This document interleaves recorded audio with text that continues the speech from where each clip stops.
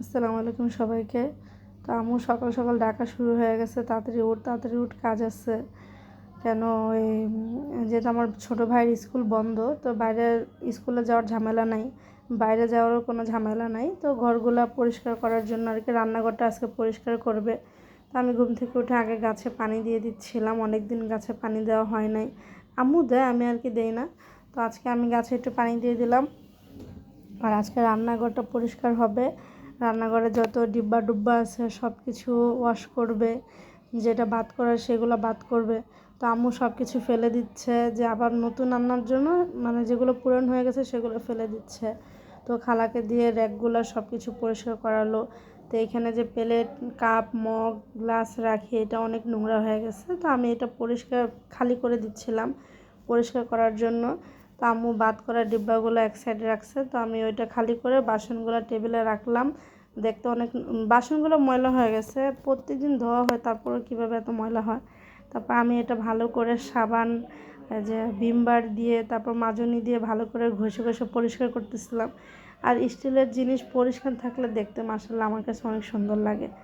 মানে পরিষ্কার জিনিস আমার কাছে অনেক ভালো লাগে। আমি এত পরিষ্কার করি না, তারপরেও আমার মানে বেশিরভাগ আম্মুই করে এগুলো।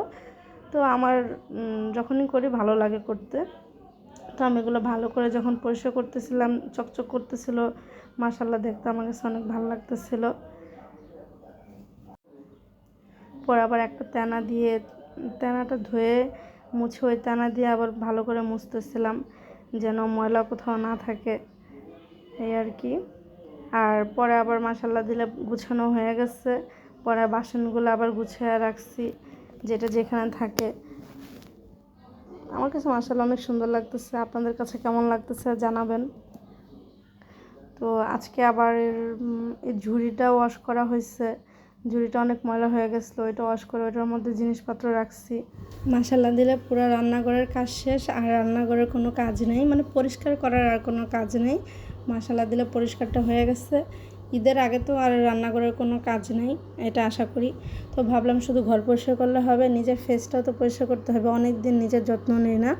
তো তারপর বিট ছিল, তো বিটটা ব্লেন্ডার করে নিয়েছি, ব্লেন্ডার করে রসটা চিপিয়ে ওইটার সাথে একটু বেসন দিয়ে মুখে দিছিলাম। যখন মুখটা শুকিয়ে গেছে, মুখটা আমি ধুয়ে ফেলছি। মাশাআল্লাহ দিলে এত মানে সুন্দর লাগতেছিল ফেসটা। তারপর ফেস ওয়াশ করবো, দেখি ফেস ওয়াশ নাই, কিন্তু কাটার পরে দেখি ভিতরে এতগুলো ফেস ওয়াশ যে আমার 5-6 দিন আরামে চলবে। তাহলে আমি কেন অপচয় করব। আল্লাহ হাফেজ।